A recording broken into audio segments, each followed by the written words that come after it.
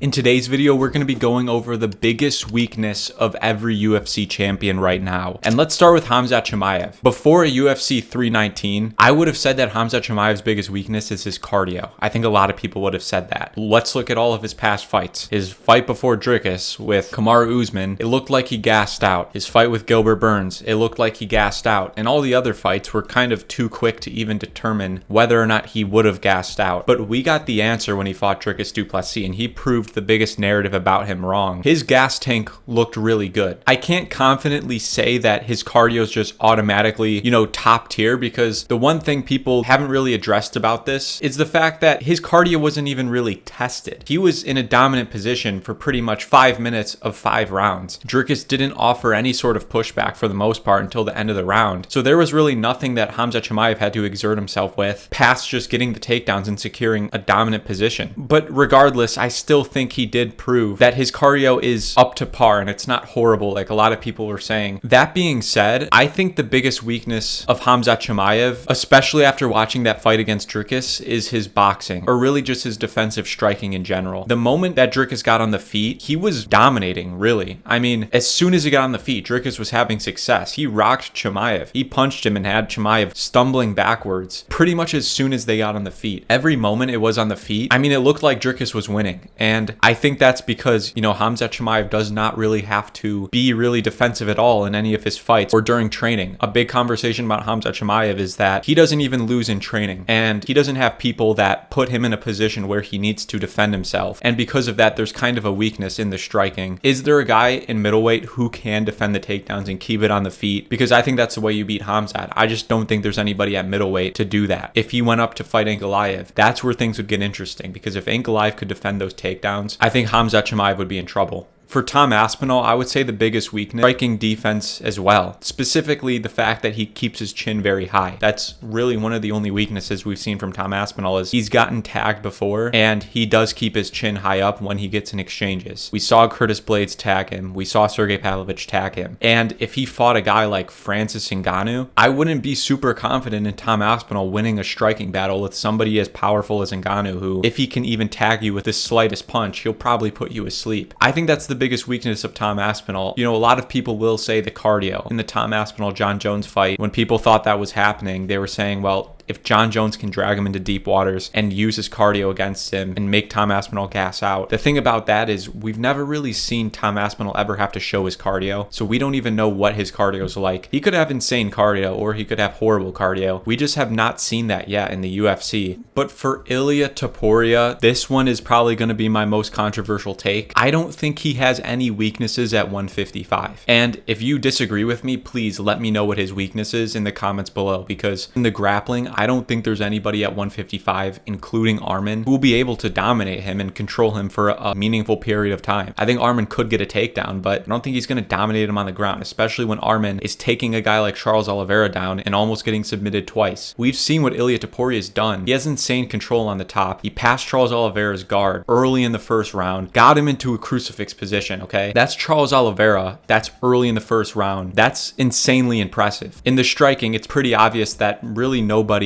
up until 170 can come close to Ilia Topuria. The only person at 155 that could give him trouble would be Islam Makhachev if he moved down. And Ilia Topuria, I think right now, is clearly the pound for pound number one. I don't see any weaknesses from him. Now, going up to 170, it's a different story. That's where I think a weakness of his will show, and that's in the size. Going up to 170 and fighting a guy like JDM, who has range, rangier than Islam Makhachev, rangier than any lightweight, that's where I think his size will play a lot more into factor than him just moving up to 155. Because let's be honest, a lot of the 155ers in the division right now were previous featherweights, just like Ilia Topuria. They're not bigger in frame. Once you get up to 170, a 15-pound jump instead of a 10-pound jump, that's where dudes are actually a lot longer. And not only that, but they're filled out as well. You have Shavkat Rakhmonov, who's like 6'3", and he's not just skin and bones, he's actually filled out. That's when Ilia Topuria, I think, runs into trouble. But at 155 right now, I don't think he has a single weakness. Speaking of 170 though, JDM's biggest weakness, I think, is the grappling. And just because it's his biggest weakness doesn't mean it's even really a big weakness. JDM's very well rounded and his grappling is actually pretty good, but compared to his striking and compared to everything else in his game, I would say that is the weakest part of his game, is his grappling. He did prove a lot during that Bilal fight. He was able to defend takedowns, he was able to get up, his cardio looked great, everything in the grappling realm looked really good. But his Gilbert Burns fight was not long ago, and he was held down for a period of time. And I think there's grapplers out there that are better than Bilal Muhammad that could actually take advantage of that slight weakness of JDM's. It's a possibility Islam Makhachev goes out there and gets a finish. Well, obviously, if Khamzat Chimaev comes down to 170 like he was talking about, Khamzat would be the guy to expose that weakness of JDM's game. But it has to be one of these extremely specialist high-level guys to do it. But now for Islam Makhachev, I think his biggest weakness, which I've been saying since forever pretty much, is the boxing. When he actually engages close with people and starts to trade. We saw with Dustin Poirier, we saw with Volkanovski. I think that's where his weakness starts to show. I don't think his boxing is as crisp as some of these other guys. It's still pretty good, but compared to all the other parts of his game, I think it really sticks out. It's probably one of the weakest parts of the boxing. But I think defensively, there's some holes. We saw with the Volkanovski and even Dustin Poirier fight. He has that telegraphed lean check hook response when somebody comes forward. Volkanovski caught him in the first round of their first fight. And I think that's going to be a problem going up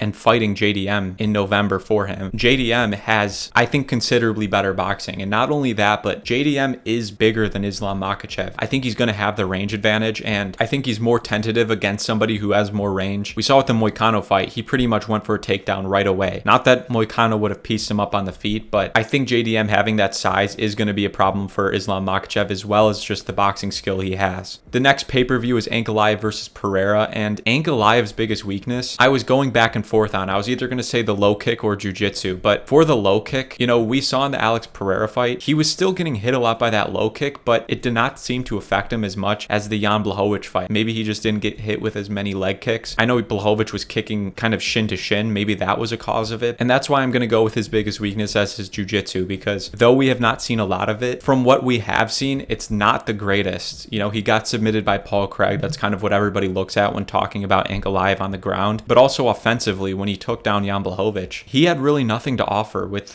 submission threats. And who knows, maybe he's made vast improvements since then, but I think that is his biggest weakness. And it makes that Khamzat fight very interesting, because what we've seen from Khamzat is his jiu-jitsu's looked better than ever. He's able to get these insanely dominant positions. He has crazy control on the ground. I think eventually down the line, that would be a huge fight because of the fact that, Ankalaev is not the strongest of grapplers, and Khamzat Chimaev is one of the strongest grapplers of all time. Also, Khamzat Chimaev isn't a great striker, but Ankalaev is a great striker. That fight is super interesting to me, and that's because Khamzat's biggest strength is Ankalaev's biggest weakness, and the other way around. Merab's similar to Topuria in the fact that, honestly, it's really hard to find a weakness for Merab. He's one of the most well-rounded fighters in the UFC right now, in my opinion. A lot of people criticize his striking. Even me, I criticize his striking, but especially in the Umar fight, he really changed my mind. He was having tons of success against Umar. His boxing looked really good. It's surprising that he has so much power because of the fact that his cardio is so good. Usually one person has great cardio or no power, or tons of power and no cardio. Merab seems to have both. But I would still say his biggest weakness is the kickboxing. Where Merab has struggled was in the kickboxing, especially with Sean O'Malley in their first fight. In the kickboxing range, Merab did face trouble.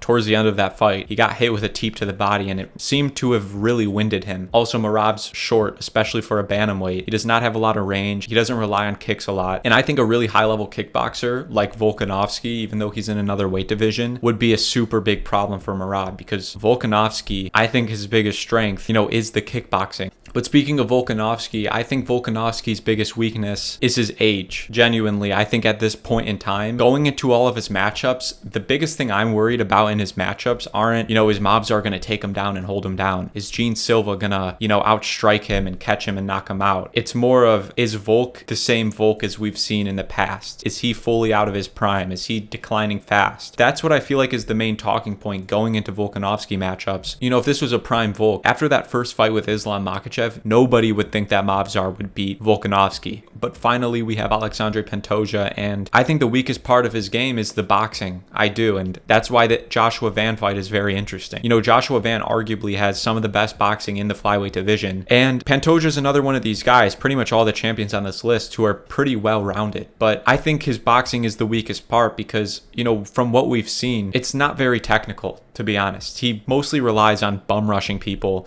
pressuring people, taking them down, getting in their face, outgritting them. He has a great chin, he has power. You know, he's really using his physicality and his grappling to just dominate people. But if there was a slick striker out there who could match the physicality, I think that would be the way to expose Pantoja, because he isn't the most technical in his boxing. He throws pretty wildly. Do I think anybody at flyweight would be able to expose that? No, not even Joshua Van, not Brandon Moreno, not anybody. At 135, it's different. I think Petr Yan would beat the brakes off Pantoja. I think Merab would grind Pantoja to dust. I think O'Malley would pick him apart with the kickboxing. 135 is a completely different story because those guys have skill, if not better skill, and they have the same physicality, if not more. But at 125, I don't see anybody beating Pantoja.